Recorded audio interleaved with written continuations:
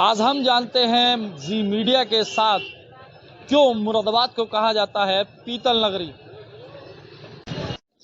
मुरादाबाद जो कि पीतल नगरी के नाम से मशहूर है, पूरे विश्व के अंदर मुरादाबाद के जो ब्रास के प्रोडक्ट हैं, जो पीतल के प्रोडक्ट हैं, वो पूरे विश्व की चमक उड़ाते हैं। अब हम आपको बताने जा रहे हैं कि कैसे मुरादाबाद में ये पीतल जो है ये पूरा तैयार होता है। आप देख सकते हैं, सबसे पहले ये सिल्ली है, ये सिल्ली आती है, इस सिल्ली को पिघलाया जाता है। ये भट्टी आप देख सकते हैं यहाँ पर, इस तरीके से यहाँ पर पिघलाया जाता है, जिसके बाद में ये पूरा जो इसे पिघला करके पीतल को यहाँ से निकाला जाता है। उसके जो प्रोडक्ट बनाए जाते हैं वो यहाँ पे तैयार करे जाते हैं। जो मजदूर हैं वो यहाँ पर पहले से ही उसका डिजाइन तैयार कर लेते हैं।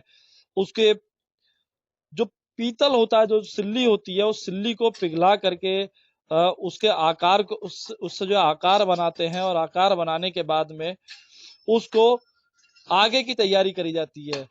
आप देख सकते हैं, मैं एक बार आपको यहाँ पे फिर से दिखाना चाहूंगा। ये देखिए किस तरीके से यहाँ पर ये जो प्रोडक्ट है वो तैयार करा जा रहा है। जो पीतल की सिल्ली पिघलाई गई थी, उसे पिघलाने के बाद में यहाँ पे उसको आकार दिया जा रहा है, और आकार देकर प्रोडक्ट तैयार कराया जा रहा है। देखिए ये अभी इस पे पीतल का जो पिघला करके डाला गया था, उससे जो प्रोडक्ट बनने जा रहा है, अब हम आपको वो दिखाने जा रहे हैं। ये देखिए, ये है वो पीतल का प्रोडक्ट जो कि अभी बाहर निकल कर आया है, और ये आकार तैयार हो गया। इस तरीके के ये प्रोडक्ट बन रहे हैं जो कि आकार जो है। वसीम जी हमारे साथ मौजूद हैं, जो कि ये पूरा काम करते हैं। वसीम जी, क्या पूरा रहता है, किस तरह से पीतल को तैयार कराया जाता है? पीतल पहले हमें लेनी पड़ती है, ये खरीद के, उसके बाद ही मजदूरों से मजदूरी पे काम कराया जाता है। हम भी मजदूरी पे करवाते हैं और मजदूरी पे ही करके देते हैं आगे। ये हमसे नीचे है, हम इनसे ऊपर है, हमारे ऊपर और लोग हैं जो हमसे मजदूरी पे काम कराते हैं।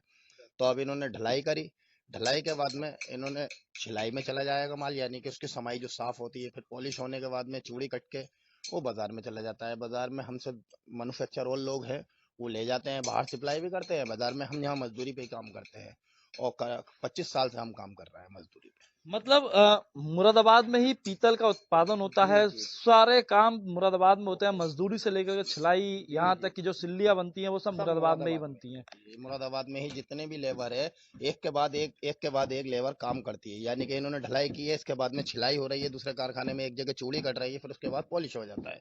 पॉलिश के बाद डिब्बा लगा, वो बाहर सप्लाई हो जाता है। यानी कि अगर हम बाहर के सप्लायर है, तो बाहर हम मैन्युफैक्चर कहलाते हैं। यानी कि हम मैन्युफैक्चर हैं, हम मैन्युफैक्चरिंग करें और यहीं सप्लाई कर दिए। अगर हमारी गुंजाइश ज़्यादा हो जाएगी, हम सप्लाई भी करेंगे बाहर। हमने अभी आपको बताया किस तरह से ढलाई होती है और जो छोटी छोटी जगह होती है सिलाई की, वहाँ पे दी जाती है। मैं एक ये छिलाई का एक आपको नज़ारा पूरा ही दिखाना चाहूँगा। देखिए ये छिलाई हो रही है, जो माल वहाँ पे तैयार होता है, ढलाई के बाद में उसको यहाँ पर ला करके छिलाई कराई जाती है। उसको छिलाई कराकर आकार दिया जाता है। एक छोटे छोटे प्रोडक्ट्स जो निकाले जाते हैं, आप देख सकते हैं उसकी चमक से लेकर के, प्रोडक्ट की चमक से लेकर के उसके आकार को पहना करने तक सारा काम सिलाई के अंडर में आता है। सिलाई होती है, सिलाई के बाद में उसको करा जाता है। जो यहाँ के छिलाई के आप ये बताएं, ये छिलाई हो रही है, जी जी। किस तरीके से छिलाई करी जाती है, क्या होता है छिलाई का?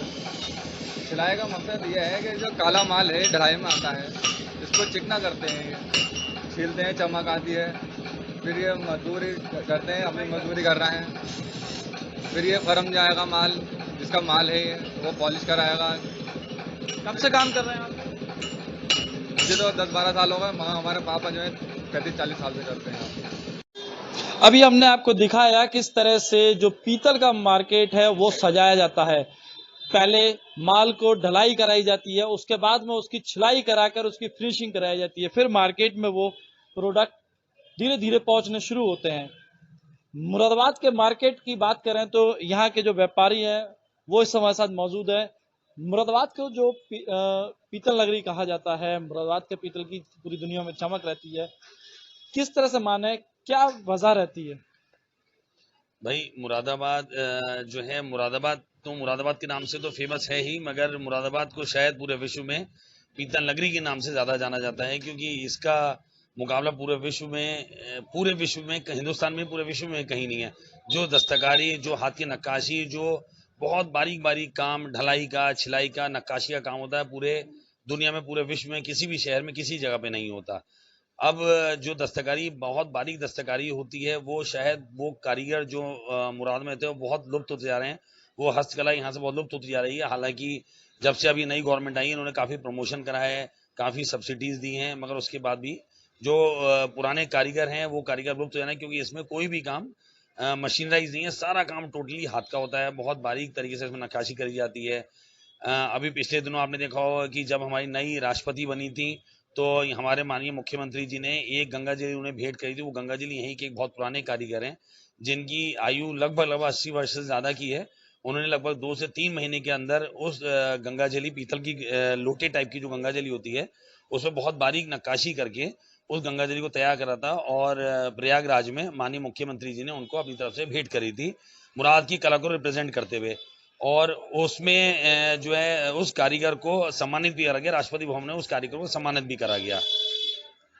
लगभग कब से जो है मुरादाबाद के अंदर जो ये पीतल का कारोबार है वो आपको भी पहले से पता चला हो? लगभग कितने समय से जो है ये कारोबार चलते जा रहा है? देखिए मुरादाबाद का ही नहीं, मतलब ये पीतल का कारोबार खाली ऐसे जो डेकोरेटिव या शोपीसेस आइटम है, ये तो अब पिछले 30-50 साल से शुरू हुए हैं, जिसमें प्लांटर, फूलदान, गमले, स्टैचूज या और डेकोरेटिव आइटम आते हैं। मगर पीतल का जो कारोबार मुरादाबाद जिस वजह से फेमस है, पीतल नगरी के नाम से, वो कलई वाले बर्तनों की वजह से फेमस हुआ करता था।